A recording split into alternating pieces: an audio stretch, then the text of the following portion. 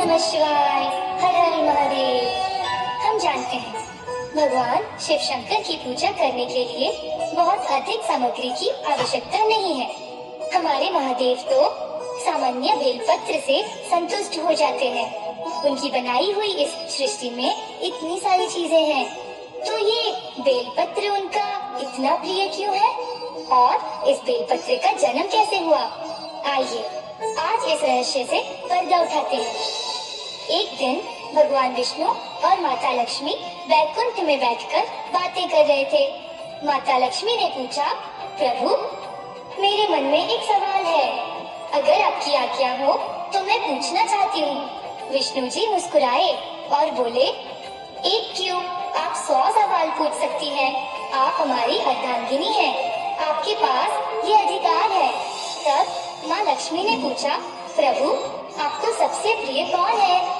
इसका उत्तर देकर मेरा संदेह दूर करें। विष्णु जी ने जवाब दिया, आपको क्या पता नहीं प्रिय, मेरे भक्त मेरे सबसे प्रिय हैं और सभी प्रिय भक्तों से सबसे प्रिय है महादेव शिव। जो शिव जी की पूजा करता है वह मेरा भी प्रिय है। शिव की आराधना के बिना तपस्या करने से कोई लाभ नहीं होता है और जो मनुष्य शिव जी की पूजा किए बिना भोजन करता है वह नारायण का द्रोही होता है। यह सुनकर माँ लक्ष्मी दुखी होकर बोली, प्रभु तो फिर मैं तो इस सुख से वंचित हूँ। मैंने आज तक एक बार भी शिव जी की पूजा नहीं की है। विष्णु जी ने कहा, देवी दुखी मत होइए, क्योंकि मैं और शिव हम भिन्न नहीं हैं। जो हरि है वही हरा है, अर्थात मेरी पूजा करने से आपको शिव पूजा का फल प्राप्त होता है।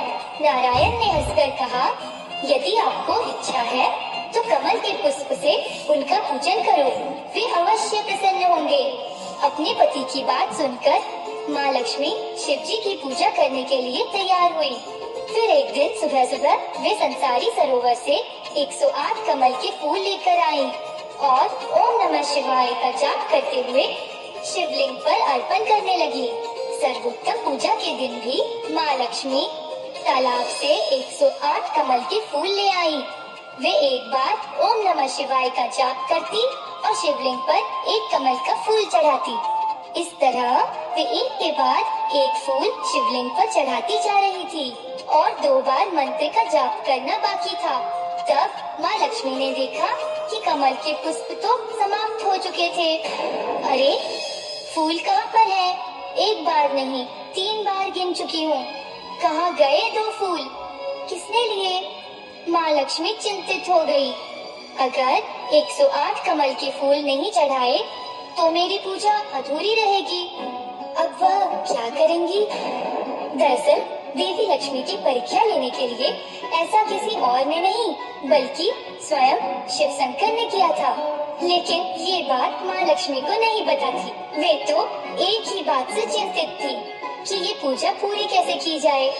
कुछ उपाय समझ ही नहीं आ रहा। माता लक्ष्मी चिंतित थी। तभी अचानक उन्हें अपने पति की बात याद आ गई। कई बार विष्णु जी ने उनसे कहा है कि आपका शरीर एक सरोवर है और उस सरोवर में कमल आपके स्तन हैं। यह याद करते हुए माँ लक्ष्मी ने अपने उद्देश्य को पूरा करने के लिए अपने स्तन काटकर शिवलिंग के मस्तक पर चढ़ाने का मन बनाया।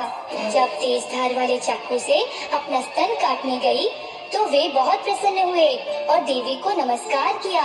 वे बोले, माँ हमारा सौभाग्य है कि आपके अंगों से उत्पन्न होकर आज हम शिव के मस्तक पर सुशोभित होंगे। जिस मस्तक पर गंगा का वास है, चंद्रमा सुशोभित है, वहीं हम निवास करेंगे। तब देवी ने कहा, मैं सिना शिव जी के चरणों की पूजा कर रही हूँ, परंतु आप मस्तक की पूजा करेंगे। ऐसा करने पर शिव जी जरूर प्रसन्न होंगे। देवी ने अपना बायां स्तन काटकर मंत्र पढ़कर शिव जी के मस्तक पर चढ़ा दिया।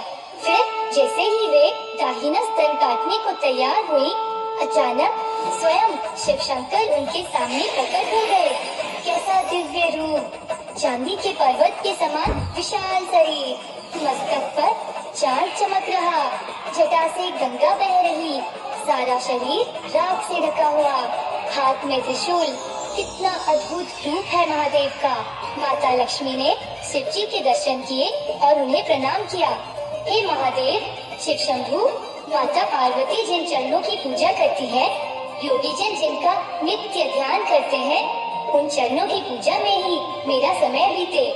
बस इतना आशीर्वाद दीजिए। भगवान भोलेनाथ संतुष्ट हुए और बोले, तथास्तु। देवी लक्ष्मी, आपकी सभी मनोकामना पूर्ण हो। आप समग्र संसार के प्राणियों के लिए अन्नदाता बनेंगी। सभी आपको माँ के रूप में पूजा करेंगे। आपको पूजा करने वाले प्राणियों को कभी भी अन्न की कमी नहीं रहेगी। और भक्ति में आज आपने जो पूजा की है, उसी के अंश से जन्म होगा बेल के पेड़ का। बेलपत्र चढ़ाकर जो मेरी पूजा करेगा, मैं उसकी सारी मनोकामनाएं पूर्ण करूंगा। कोई सोने के पुष्प या सोने का पत्र भी इस बेलपत्र के समान नहीं हो पाएगा। यह सुनकर माता लक्ष्मी बहुत खुश हुई। शिव जी ने फिर कहा, एक बात और सुनो देवी, जो भक्त बेलपत्र पर चंदन लगाकर चढ़ाएगा, उसे मोक्ष की प्राप्ति होगी। बाद में शिव जी के आशीर्वाद से माँ लक्ष्मी का शरीर फिर से पहले जैसा हो गया। आशीर्वाद देकर शिव जी चले गए।